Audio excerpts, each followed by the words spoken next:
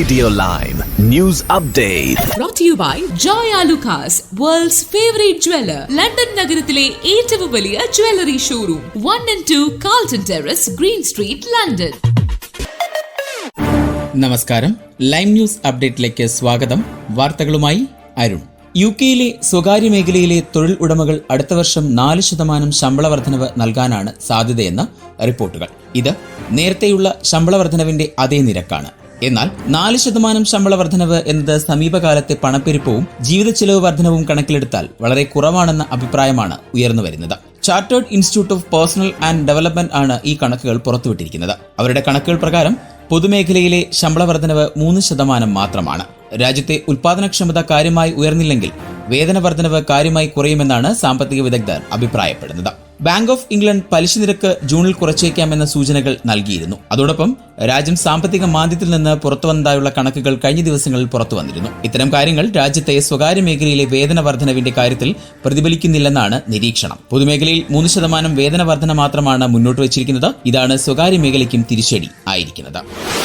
ലൈംഗികമോ അക്രമപരമോ ആയ കുറ്റകൃത്യങ്ങൾക്ക് അറസ്റ്റിലായ MP-മാരെ തിങ്കളാഴ്ച അംഗീകരിച്ച പുതിയ പദ്ധതി പ്രകാരം പാർലമെന്റിൽ പങ്കെടുപ്പിക്കുന്നതിൽ നിന്ന് വിലക്കും. ശുപാർശ ചെയ്ത MP-മാരെ കുറ്റം ചുമത്തിയാൽ മാത്രമേ വിലക്കുകയുള്ളൂ എന്ന പ്രമേയം സർക്കാർ മുന്നോട്ട് വെച്ചിട്ടും അത് അംഗീകരിക്കപ്പെട്ടില്ല.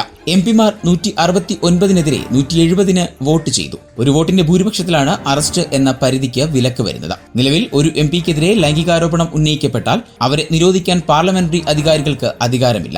MP-മാർ അന്വേഷണ വിധേയമായി സ്വമേധയാ വിട്ടുനിന്ന സംഭവങ്ങൾ ഉണ്ടായിട്ടുണ്ട് എന്ന് മാത്രം. ഇത് ഭരണഘടനാ വിരുദ്ധമാണെന്നും ഒരു കമ്മിറ്റിയുടെ തീരുമാനത്തിന്റെ അടിസ്ഥാനത്തിൽ പാർലമെന്റിലെ പ്രാതിനിധ്യത്തിനുള്ള അവകാശം ഘടകകക്ഷികൾക്ക് നിഷേധിക്കുമെന്നും ചില MP-മാർ ആശങ്ക ഉന്നയിച്ചിരുന്നു. ഇരയായ ഒരാളുടെ അഭിപ്രായങ്ങൾ വായിച്ചുകൊണ്ട് ലേബർ MP പറഞ്ഞത് കുറ്റം ചുമത്തുന്ന ഘട്ടത്തിൽ MP-മാരെ ഒഴിവാക്കുന്നത് ഇരകൾക്ക് വ്യക്തമായ സന്ദേശം നൽകുന്നു എന്നാണ്. ഇര പോലീസിൽ പോയില്ലെങ്കിൽ ഞങ്ങൾ അന്വേഷിക്കില്ല, അവർക്കെതിരെ കുറ്റം ചുമത്തിയില്ലെങ്കിൽ ഞങ്ങൾ നടപടിയെടുക്കില്ല. 1% താഴെ കേസുകളിൽ ഇത് സംഭവിക്കുന്നു. അപ്പോൾ എന്താണ് കാര്യം? പ്രധാനമായും ഈ ഇര എന്നോട് പറഞ്ഞത് ഇതാണ്. എന്നിരുന്നാലും ഒരു MP-ക്കെതിരെ കുറ്റം ചുമത്തുമ്പോൾ പരിധി നിശ്ചയിക്കണമെന്ന് മറ്റ് MP-മാർ വാദിച്ചിരുന്നു. പാർലമെന്റിൽ ഘടകകക്ഷികളുടെ പ്രാതിനിധ്യം നിഷേധിക്കാൻ ഒരു ചെറിയ കമ്മിറ്റിക്ക് അധികാരമുണ്ടാകുമെന്നത് ഭരണഘടനാ വിരുദ്ധമാണെന്ന് മുൻ കൺസർവേറ്റീവ് മന്ത്രി ജേക്കബ് റീസ്-മോഗ് അഭിപ്രായപ്പെട്ടു.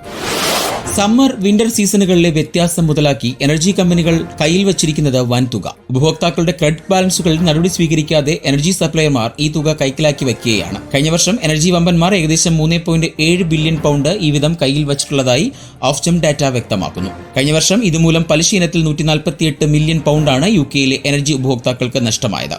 2023-ൽ ശരാശരി കുടുംബങ്ങളുടെ ക്രെഡിറ്റ് ബാലൻസ് 252 പൗണ്ടായിരുന്നു.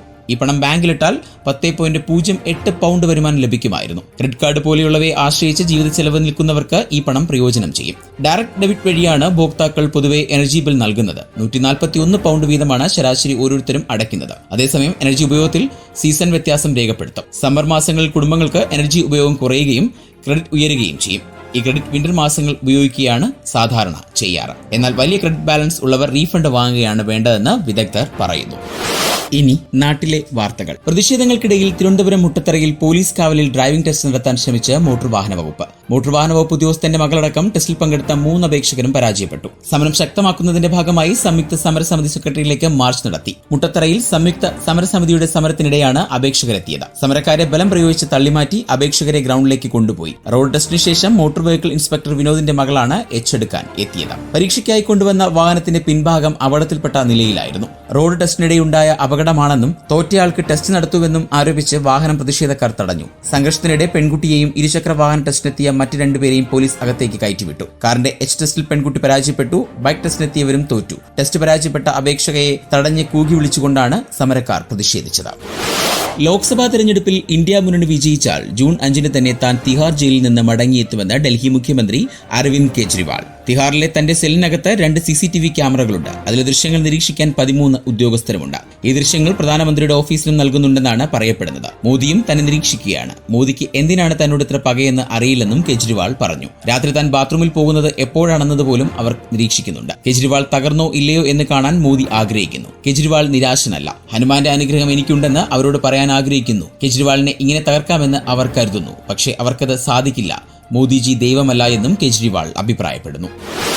+2 പരീക്ഷയിൽ കോപ്പിയടിച്ച 132 വിദ്യാർത്ഥികളും എല്ലാ പരീക്ഷയും ഇനി 1 മുതൽ എഴുതണം. കോപ്പിയടിച്ചതിന് പിടിയിലായ 132 വിദ്യാർത്ഥികളുടെ എല്ലാ പരീക്ഷയുടെയും ഫലം റദ്ദാക്കിയിട്ടുണ്ട്. അതേസമയം ഇവർ നൽകിയ മാപ്പപേക്ഷ പരിഗണിച്ച് അടുത്ത മാസം നടക്കുന്ന സേ പരീക്ഷയിൽ ഇവർക്ക് വീണ്ടും പരീക്ഷ എഴുതാം. ഹയർ സെക്കൻഡറി പരീക്ഷാ ബോർഡാണ് ഇക്കാര്യം അറിയിച്ചത്. ഡ്യൂട്ടിയിലുണ്ടായിരുന്ന അധ്യാപകരെയും പിടിയിലായ വിദ്യാർത്ഥികളെയും വിളിച്ചു വരുത്തി നടത്തിയ ഹിയറിംഗിന് ശേഷമാണ് പരീക്ഷ റദ്ദാക്കാൻ തീരുമാനിച്ചതും വീണ്ടും പരീക്ഷ എഴുതാൻ അവസരം നൽകിയതും. സ്ക്വാഡിന്റെ പരിശോധനയിൽ ക്രമക്കേട് കണ്ടെത്തിയ സംഭവങ്ങളിൽ ഡ്യൂട്ടിയിലുണ്ടായിരുന്ന അധ്യാപകരും ശിക്ഷാ നടപടി നേരിടേണ്ടി വരും. കേരളത്തിൽ പുതിയ അതിവേഗ റോഡ് ഇടനാഴി വരുന്നു. തെക്ക് മധ്യഭാഗങ്ങളെ ബന്ധിപ്പിച്ചുകൊണ്ടാണ് അതിവേഗ ഹൈവേ വരുന്നത്. കേന്ദ്ര സർക്കാർ നേരത്തെ മുന്നോട്ട് വെച്ച തിരുവനന്തപുരം അങ്കമാലി ഗ്രീൻഫീൽഡ് പാതയാണ് പുതിയ അതിവേഗ ഇടനാഴിയായി മാറുന്നത്. കുറച്ചുകാലമായി ദേശീയപാത അതോറിറ്റിയുടെ ചർച്ചകളിൽ നിറഞ്ഞു നിൽക്കുന്നുണ്ട്. തിരുവനന്തപുരം അങ്കമാലി അതിവേഗ പാതയുടെ പ്രവർത്തനങ്ങൾ ഇതോടെ വേഗം വെച്ചിരിക്കുകയാണ്. ഇതിന്റെ ആദ്യ നടപടികൾ ദേശീയപാത അധികൃതർ പൂർത്തിയാക്കി റോഡ് മന്ത്രാലയത്തിന് സമർപ്പിച്ചിട്ടുണ്ട്. നിലവിൽ റോഡ് ഹൈവേ മന്ത്രാലയത്തിന്റെ വിഷൻ 2047 ഭാഗമാണ് ഈ പദ്ധതി. ഇനി സ്പോർട്സ് വാർത്തകൾ. English premier league football thrilling ഫിനിഷിംഗിലേക്ക് കടക്കുന്നു. അവസാന റൗണ്ടിൽ ഫൈനൽ വീസിൽ മുഴങ്ങും വരെ ആര് കിരീടം നേടുമെന്ന ആകാംക്ഷ നിലനിർത്തുന്ന സാഹചര്യമാണ് ഇക്കുറി. ഒരു മത്സരം ബാക്കിയുള്ള ആഴ്സണലിന് 86 പോയിന്റും 2 കളി ബാക്കിയുള്ള മാഞ്ചസ്റ്റർ സിറ്റിക്ക് 55 പോയിന്റുമുണ്ട്. രണ്ട് ടീമിനും കപ്പുയർത്താൻ സാധ്യത നിലനിൽക്കുന്നു. 2 കളിയും ജയിച്ചാൽ മാഞ്ചസ്റ്റർ സിറ്റിക്ക് കിരീടം ഉറപ്പാക്കാം. മറിച്ചാണെങ്കിൽ ആഴ്സണലിന്റെ മത്സരഫലമാകും കിരീട ജേതാക്കളെ നിശ്ചയിക്കുന്നത്. അവസാനം കളിച്ച 5 മത്സരങ്ങളും ജയിച്ച ഇരു ടീമുകളും മികച്ച ഫോമിലാണ്. ആഴ്സണലിനെ പരിശീലിപ്പിക്കുന്ന മൈക്കൽ അർട്ടേറ്റ നിലവിലെ ചാമ്പ്യന്മാരായ മാഞ്ചസ്റ്റർ സിറ്റിയുടെ പരിശീലകൻ പെപ് ഗാർഡിയോളയുടെ ശിഷ്യനാണെന്ന പ്രത്യേകതയും കൂടെ നിലവിലുണ്ട്. സിറ്റിക്ക് ഇനി ടോട്ടനം, വെസ്റ്റ് ഹാം ടീമുകളോടാണ് ഏറ്റുമുട്ടേണ്ടത്. ഇതിൽ ടോട്ടനം കടുത്ത എതിരാളിയാണ്. ആഴ്സണലിന് എവർട്ടനാണ് എതിരാളി. അവസാന 5 കളികളിലും തോൽക്കാത്ത ടീമാണ് എവർട്ടൺ. സിറ്റി 8ാം കിരീടം ലക്ഷ്യമിടുന്നു. ഒപ്പം തുടർച്ചയായ 4ാം ചാമ്പ്യൻ പട്ടവും. ആഴ്സണൽ 2003-2004 സീസണിന് ശേഷമുള്ള ആദ്യ കിരീടം മോഹിക്കുന്നു. ഇനി ഇന്നത്തെ പൗണ്ട് വിനിമയ നിരക്ക് 104.90 ഇന്ത്യൻ രൂപയാണ് ഇന്നത്തെ പൗണ്ട് വിനിമയ നിരക്ക്. ഇതോടെ ഇന്നത്തെ വാർത്താ ബുള്ളറ്റിൻ പൂർണ്ണമാകുന്നു. അടുത്ത ബുള്ളറ്റിനുമായി വരും മണിക്കൂറുകളിൽ കേട്ടുമുട്ടാം. നന്ദി, നമസ്കാരം. കൂടുതൽ വാർത്തകൾക്കും വിശേഷങ്ങൾക്കുമായി റേഡിയോ ലൈം ആപ്പ് ഡൗൺലോഡ് ചെയ്യൂ. പ്ലേ സ്റ്റോറിൽ നിന്നും ആപ്പ് സ്റ്റോറിൽ നിന്നും. Radio